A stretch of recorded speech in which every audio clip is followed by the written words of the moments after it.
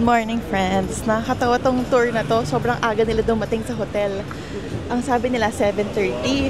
Pero 7 AM pa lang nasa hotel na sila. So, ayun. Susunduin namin yung ibang kasama sa tour. Kaya umiikot ngayon yung jeep sa old quarters. Ako yung unang-una nilang sinundo.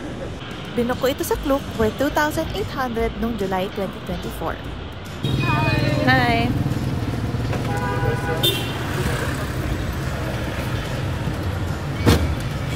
Ayan, complete na kami. Oh, no. I'm gonna be the tour guide for today. And we have Mr. Tuan here is gonna be our driver. You guys gonna be stuck with me for the next 4 hours.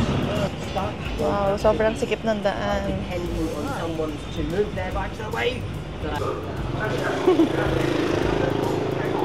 Cute ng jeep, no? Vintage, mahangin, tapos feel na feel mo talagang nasa Vietnam ka. Ang first stop namin is a train station na may malalim na history. Ang Galong Bien Station sobrang luma na, as in 1902 nung nasasakupan pa ng French ang Vietnam. Can everybody hear me well? Alright, so let me introduce you to this one. Sabi ng tour guide, noong war daw, ilang beses ito pinapasabog ng mga kalaban. Pero, palagi din nire-rebuild ng mga Vietnamese. Pinapa-experience sa amin tumawid dito sa madaming motor.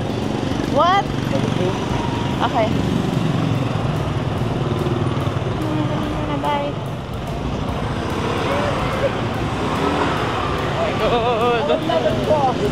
Huh? No, we did it last night. So much fun. Ayan, pinapa-experience sa amin maglakad dito sa bridge na may railway. So, medyo nakakatakot siya.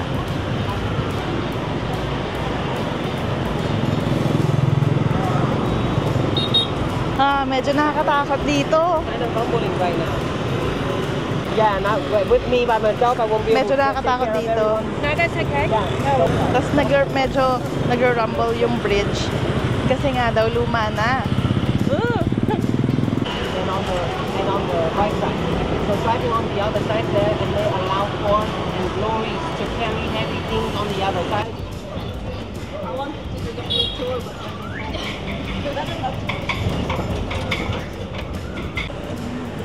Yan, nakakatawa. Kasi chill lang tong tour na to. 10 planes of the Americans in the year 1964. So okay.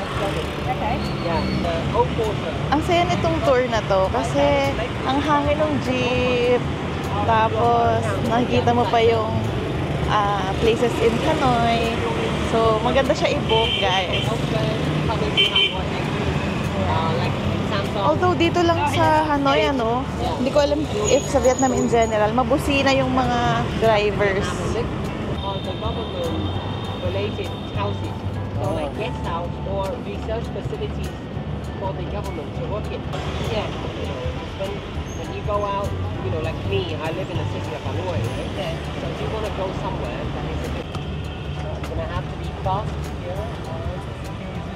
Ayan, dito sa tour na to, bukod sa sasakay kayo ng jeep, tumitigil din kayo from time to time, tapos mag-explain yung tour guide ng mga places in Hanoi. Ito daw yung Presidential Palace ng Hanoi. Pero hindi daw dyan nakatira yung President ng Vietnam. More on pag-ceremonies lang daw dyan ginaganap. Like I said earlier, the Americans joined war to deal since the year 1964. This time they brought in machines.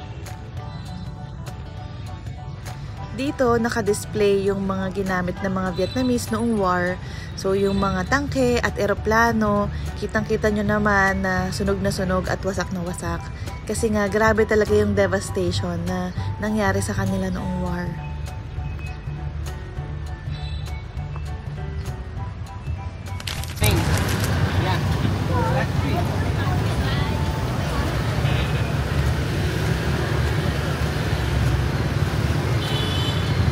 Tinanggal ng driver yung detachable na bubong.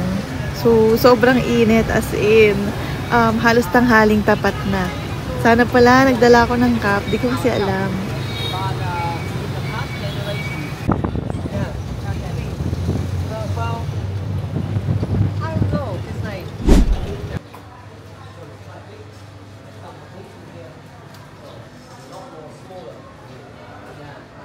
Kwento ni Kuya na isa sa mga tradisyon nila ay ang magsunog ng mga gamit na gawa sa papel.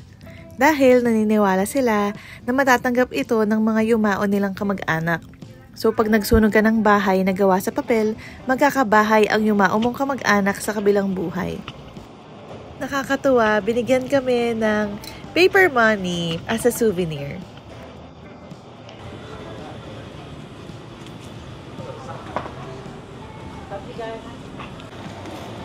Okay, we're here at the train station and included daw yung drink sa tour. Ayan. Ayan. Hello! Si Miss Evelyn from Australia, but she's Filipino.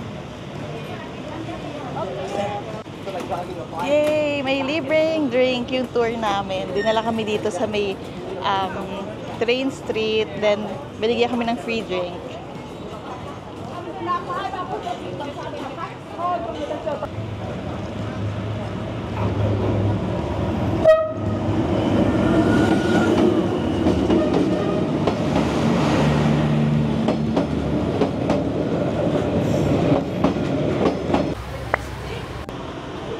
What's the use of this? No, and we are very, very confident of what they are doing. So they're making it right now for you to see. Right? This is spring rolls here. Made with scooter table. Yeah. They use the scooter, the old ones, not usable anymore. Around this much. It doesn't sound too Last stop pala nitong tour is a cafe. And dito kami magla-lunch.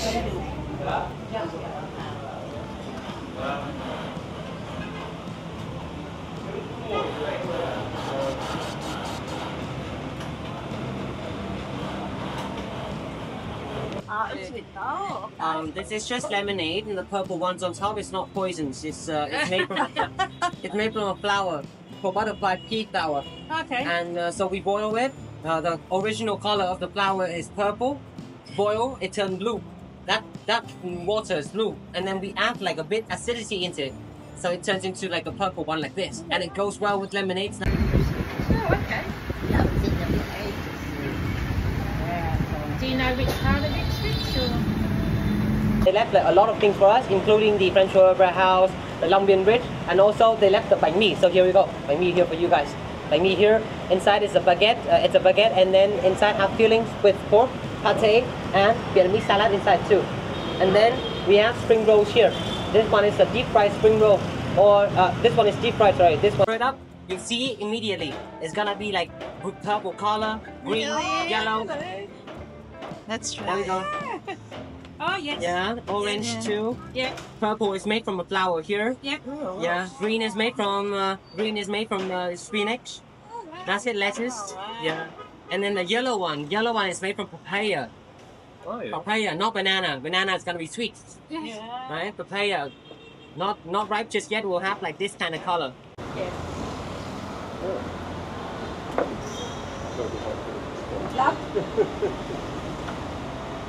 I'm back in the hotel. Masaya yung tour, na-enjoy ko siya. Kasi siguro, dahil solo travel ako, kaya may na-meet akong mga tourists din. Like yung 3 Australian and si Tita Evelyn, isang Pinay. Pero 30 years na sa Australia.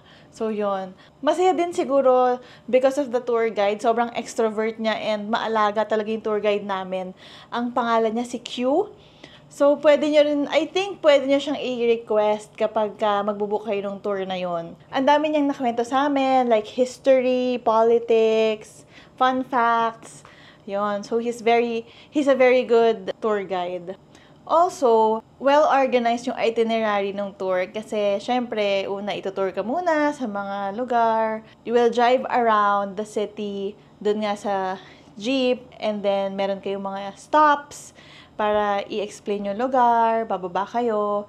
And then, ang last ng itinerary is food. Kaya, it's a very good ending to our trip.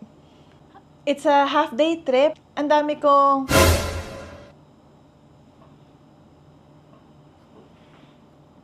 It's a half-day trip and actually, ang dami kong nalaman about Vietnam. Ayun, nakakatuwa naman. But since it's very, very hot, ayan na nga, it's Currently, 12:20 p.m. Ang gagawin ko, maliligo ulit ako bago ako lumabas ulit. And sarili ko namang itinerary ang gagawin ko. Yun. So, for today, I did a half-day tour sa Klook. And then the half-day is my personal itinerary. I hope kahit papano may natutunan kayo sa video na to. And I really hope you enjoyed. And thank you for your time in watching. I'll see you guys in my next video. Bye!